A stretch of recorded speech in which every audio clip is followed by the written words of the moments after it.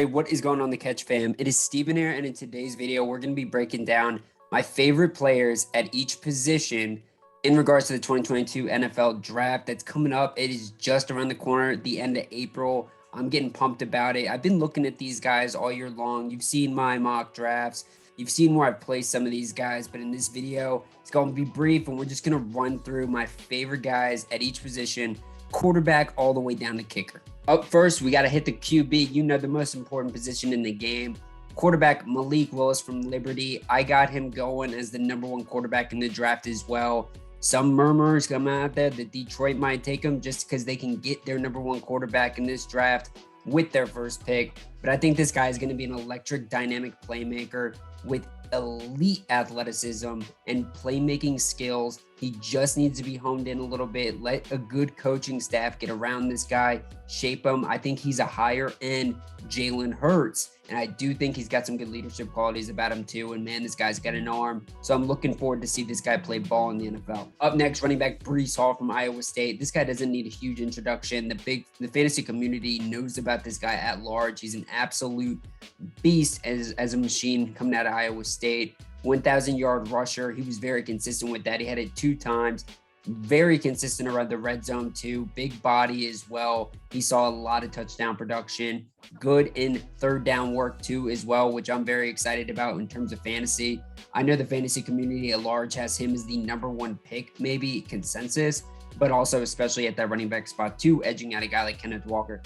Breece Hall is a very dynamic playmaker, and I do think he's going to be a first-round talent guy in the 22 NFL draft, and I wouldn't be surprised if we saw a big-time contender like the Buffalo Bills take a shot on Breece at the end of the first round. Drake London, USC wide receiver. I've kind of gone back and forth with these receivers to really determine who is my guy, right? Chris Olave is someone from Ohio State who's really been jumping up my rankings as someone that I'm just so excited about, and I do think he's going to get drafted in maybe that 15 to 32 range. And so he's probably going to get placed with a good team. So Chris Olave is a very good receiver too. And I think he's going to be very dynamic. But Drake London, the reason he is my favorite is not just the ball skills, not just the dominant presence about him where he towers over the corners, big body frame, the Michael Pittman-esque type of body, the Mike Evans type of prototype receiver. But he's also just got the safest floor. I mean, this guy's floor is very high. I think he's going to be a consistent receiver in the game for a long time. And you can't necessarily pin that down for all the other guys too. My favorite tight end in this game, it's a little bit of a weaker class, right? But Trey McBride is a great tight end out of Colorado State. He looks up to George Kittle, which I will say a lot of tight ends probably look up to George Kittle, right? But I think Trey McBride does have a lot of the same qualities in the sense of he's a great run blocker. He's also a great pass receiver, and he has set himself up as a great option for fantasy drafts. Even if you can get a guy like Trey McBride, if he goes to a team that values the tight end position, this could be a guy that you get at the back end of a draft and he ends up paying out in spades, right? We're seeing the rookie tight ends kind of make an appearance here and there. And I think Trey McBride is a very good athlete, and I think he's going to be in the game for a while. Because of, like I was saying earlier, he is a good run blocker and he's a great pass catcher. And we saw him do work in the Senior Bowl too. I mean, this guy wants to get out and compete every single time he can. He was the #1 tight end before the Senior Bowl, and he still showed up there and he still had a great game. My favorite offensive tackle, it's still Neal from Alabama. And, we've seen Ike Ekwonu jump up there. Charles Cross has had his time. We've had a ton of different guys. Trevor Penning has had a lot of rumors about how people love him now because of his mauler mentality. I've been pretty consistent with my favorite OT, and it's Evan Neal from Alabama. And a lot of it does have to do with this guy is just a massive frame. He's a really big body guy. He's a prototype size as a tackle. He's very athletic. And he saw high competition on a weekly basis in the SEC, and he absolutely dominated. I think he had 1 sack in his entire career or something. Very productive player for Alabama, both in the pass blocking and in run blocking, and he's done it for a very long time. I think this guy is a pure OT as well, but he can play left and right side. So I think Evan Neal, where he goes, it's definitely going to, have implication on his career outlook. But I think this is going to be a great cornerstone piece for whatever offense takes him. And if I was Jacksonville and I was looking at really trying to bring in a guy, or I was looking at Houston or Detroit or the Jets or the Giants, you might be looking at kind of that OT to really fill in that roster. Evan Neal would be the guy that I'd be pinning down before a guy like Ickey, even though Ickey's a great tackle at NC State as well. My favorite edge here, Aidan Hutchinson, it really hasn't changed. I will say I loved his teammate before the injury, David Ajabo, a lot.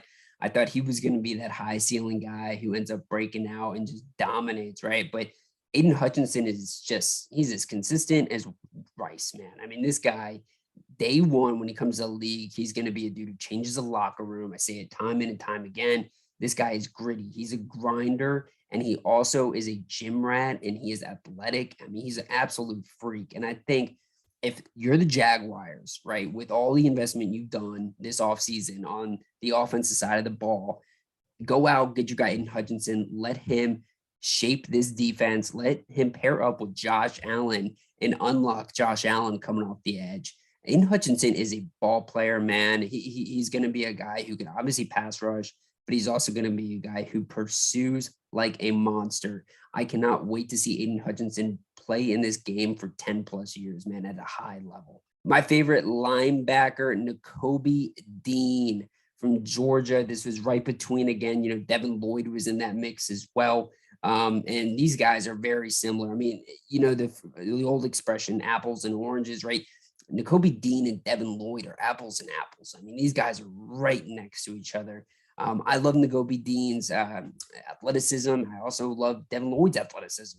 I love both their leadership skills. I think the reason why I went with Nicoby Dean is that it's a little bit more of a competition test. I do tend to favor the SEC guys, especially when Nicoby Dean, we saw him at big moments in big time games against big time players and talent, AKA Alabama. We saw Nicoby Dean step up and just wreck it, man, and lead a locker room, lead a defense.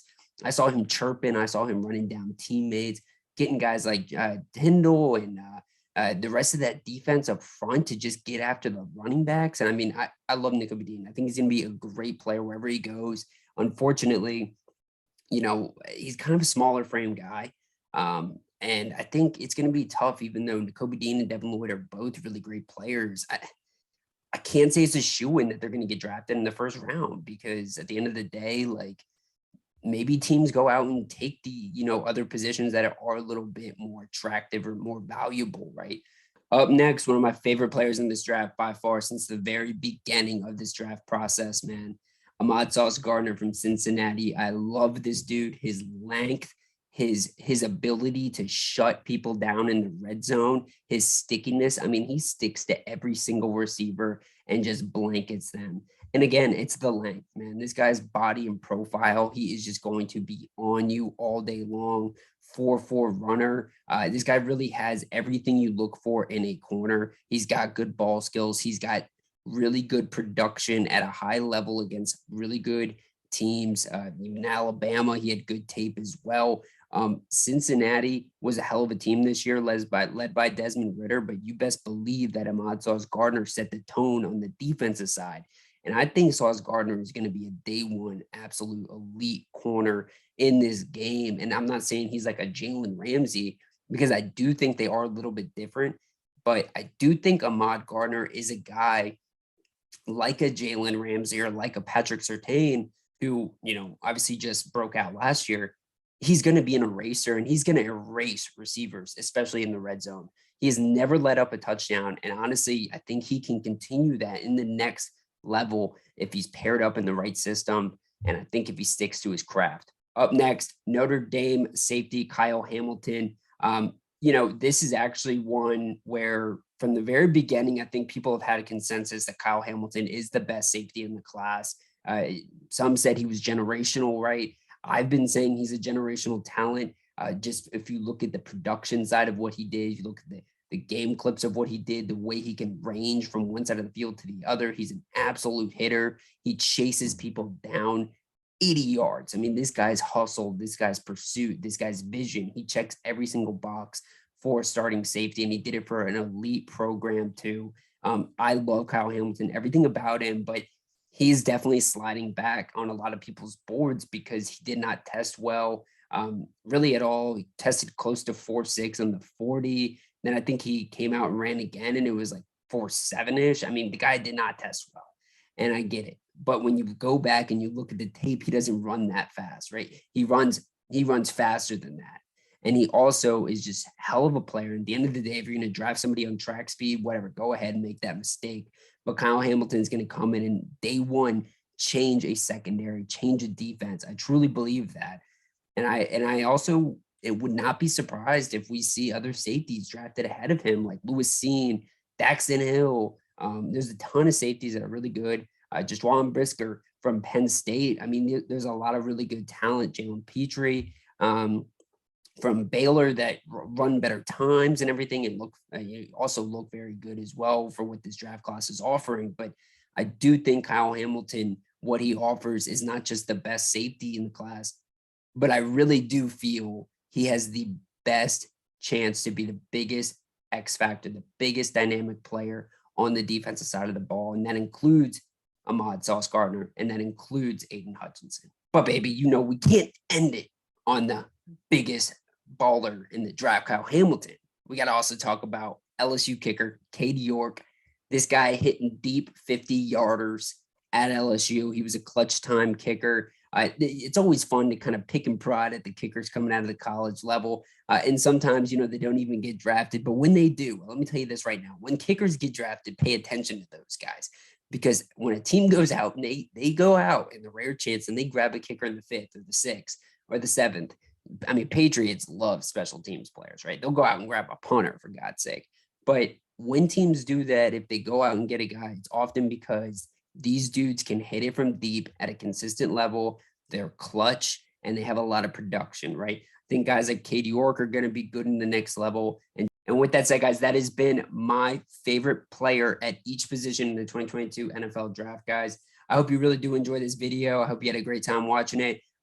Please do hit that sub button, hit that like button. If you are not already a part of the Catch fam, come on and join the Catch fam. We are on the road to 1,000 subscribers, guys, and that's all because of the love and support we have been getting from you guys since we began this channel. John and I, we're so thankful for y'all.